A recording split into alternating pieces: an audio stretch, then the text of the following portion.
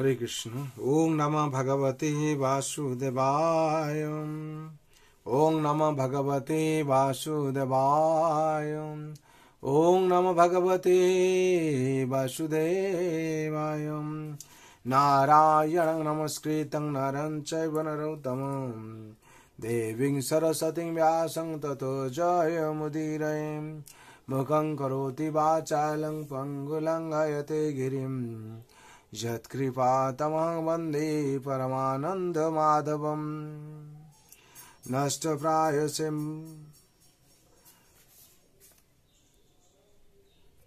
नष्टप्रायेषु अबद्धेषु नित्यं भगवत सेवया भगवते उत्तमश्लोके भक्ति भवति नैष्ठिके। कृष्णाय वासुदेवाय देवकी नन्दनाय च नन्दगोपकुमाराय गोविन्दाय नमो नमः। श्रीमद्भागवत स्कंद 7 अध्याय 5 श्लोक संख्या 32।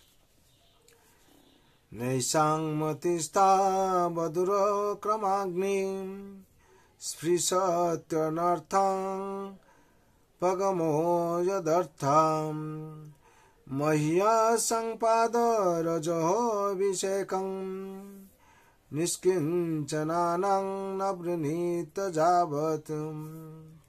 শব্দরূপে বলা হচ্ছে ন মানে না, এসব মানে এদের, মতি মানে চেতনা, তাবৎ ততক্ষণ, উরুক্রম অগ্রিম অসাধারণ কার্যকলাপ অনুষ্ঠান করার জন্যে বিখ্যাত ভগবানের শ্রীপাদ পদ্ম স্পৃশতি স্পর্শ করে, অনর্থ অবাঞ্ছিত বস্তুর উপগম অপসারণ যত যা অর্থ উদ্দেশ্য মহ্যসাম মহাত্মা বা ভক্তদের পাদরজ শ্রীপাদ পদ্মর ধূলির দ্বারা অভিষেকম পবিত্রীকরণ নিষ্কিঞ্চনম, যে ভক্তদের এই জড় জগতের প্রতি কোনো আসক্তি নেই, না বিনত গ্রহণ করতে পারে যাবৎ যতক্ষণ।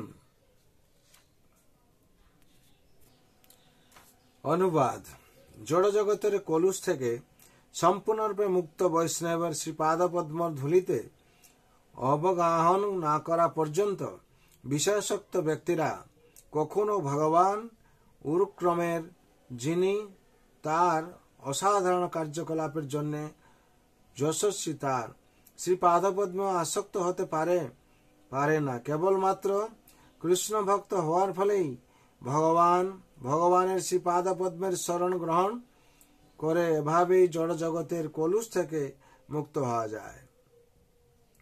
তাৎপর্য বলা হচ্ছে, কৃষ্ণ ভক্তির ফলেই অনর্থ অপগম হয়, অর্থাৎ অকারণে আমরা যে এই জড় জগতের দুঃখ দুর্দশা পূর্ণ অবস্থা বরণ করছি তা নিবৃত্তি হয়। আমাদের এই জড় শরীরটির এই অবাঞ্ছিত দুঃখ দুর্দশাপূর্ণ অবস্থার মূল কারণ সমগ্র বৈদিক সভ্যতার উদ্দেশ্য হচ্ছে এই অবাঞ্ছিত দুঃখ দুর্দশার নিবৃত্তি সাধন করা। কিন্তু যারা জড়া প্রকৃতির বন্ধনে আবদ্ধ, তারা জানে না জীবনের প্রকৃত লক্ষ্য কি। সেই সম্বন্ধে পূর্ববর্তী শ্লোকে বর্ণনা করা হয়েছে। ঈশ্বরতন্ত্রা মূদাগ্নিবদ্ধা, তারা প্রকৃতির 3টি গুণের কঠিন বন্ধনে আবদ্ধ। যে শিক্ষাবদ্ধ জীবকে জন্ম জন্মান্তরে জড় জগতের বন্ধনে বেঁধে রাখে তাকে বলা হয় জড়বিদ্যা।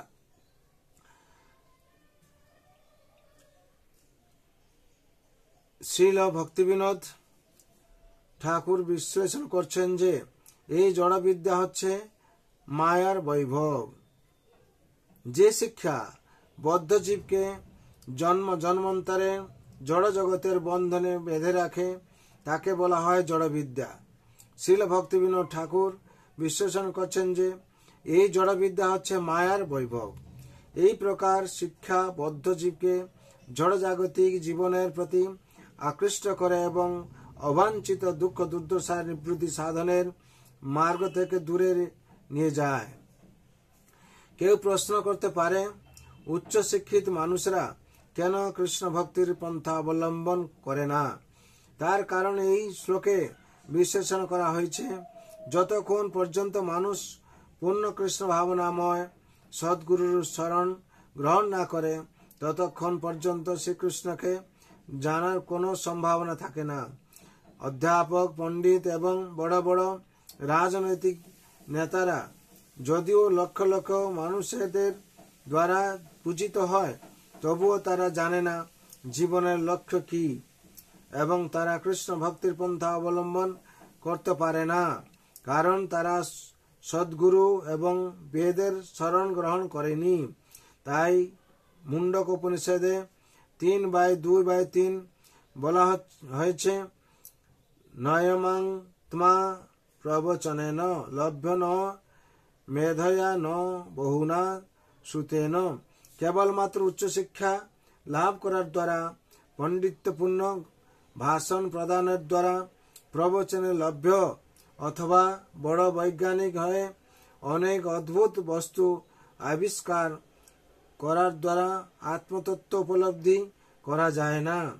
ভগবানের কৃপা ব্যতীত পরমেশ্বর ভগবান শ্রীকৃষ্ণকে জানা যায় না। যিনি ভগবান শ্রীকৃষ্ণের শুদ্ধ ভক্তের শরণাগত হয়েছেন এবং তার শ্রীপাদ পদ্মের ধূলির দ্বারা অভিষিক্ত হয়েছেন, তিনি কেবল শ্রীকৃষ্ণকে জানতে পারেন। প্রথমে জানতে হবে কিভাবে মায়ার বন্ধন থেকে মুক্ত হওয়া যায়। তার একমাত্র উপায় হচ্ছে কৃষ্ণ ভক্ত হওয়া।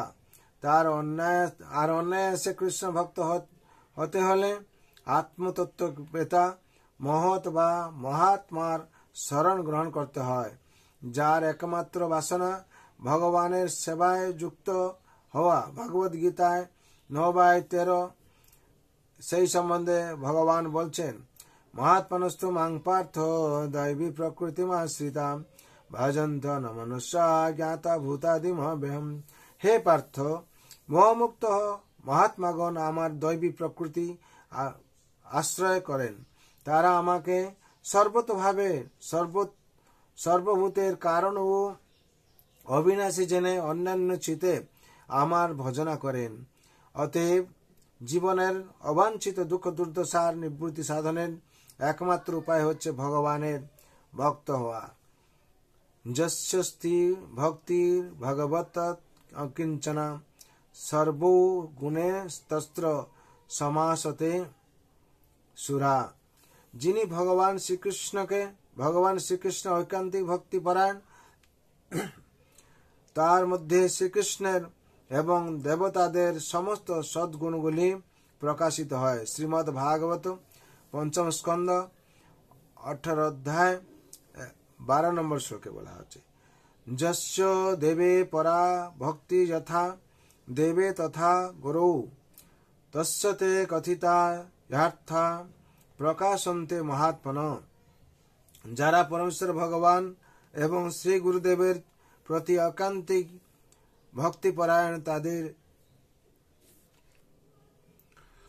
ভক্তিপরায়ণ তাদের কাছে বৈদিক জ্ঞানের নিগূঢ় অর্থ আপনা থেকে প্রকাশিত হয়।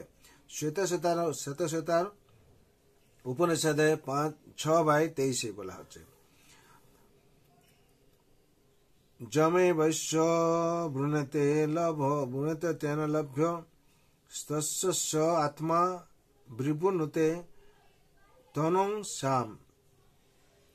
ভগবান স্বয়ং যাকে মনোনীত করেন, তিনি কেবল ভগবানকে লাভ করেন। এই প্রকার ব্যক্তির কাছে ভগবান এবং স্বরূপ প্রকাশ করেন। এই প্রকার ব্যক্তির কাছে ভগবান তার স্বরূপ প্রকাশ করেন। মুন্ডক উপনিষদে 3/2/3 বলা হচ্ছে, এইগুলি হচ্ছে বৈদিক নির্দেশ। আত্মতত্ত্ববিদ সদ্গুরুর শরণ গ্রহণ করা অবশ্য কর্তব্য, জড় পণ্ডিত বা রাজনীতিবিদদের নয়। যিনি নিষ্কিঞ্চন অর্থাৎ জড় কলুষ থেকে মুক্ত এবং ভগবানের সেবাপরায়ণ, সেই ভক্তেরই শরণ গ্রহণ করা কর্তব্য। সেটি ভগবত ধামে ফিরে যাওয়ার পন্থা। এখানে বিশেষ করে ভাগবতমে আমরা যা তাৎপর্য থেকে অনুবাদ থেকে যা জানলাম কিংবা শিক্ষা পেলাম, জড়জগতের কলুষ থেকে সম্পূর্ণরূপে মুক্ত বৈষ্ণবের শ্রী পাদপদ্মের ধুলিতে অবগাহন না করা পর্যন্ত বিষয়াসক্ত ব্যক্তিরা কখনো ভগবান উরুক্রমের শ্রীপাদ পদ্মে আসক্ত হয়ে তারে পরে পারে না। কেবলমাত্র কৃষ্ণ ভক্ত হওয়ার ফলেই ভগবানের শ্রীপাদ পদ্মের শরণ গ্রহণ করে এইভাবে জড় জগতের কলুষ থেকে মুক্ত হওয়া যায়। যতক্ষণ আমরা ভগবানের ভক্ত না হচ্ছি, ভগবান চরণে আত্মসমর্পণ না করছি, আমরা এই জড় কলুষ থেকে মুক্ত হতে পারবো না। আর যখন কেউ ভক্ত হয়ে যাবে,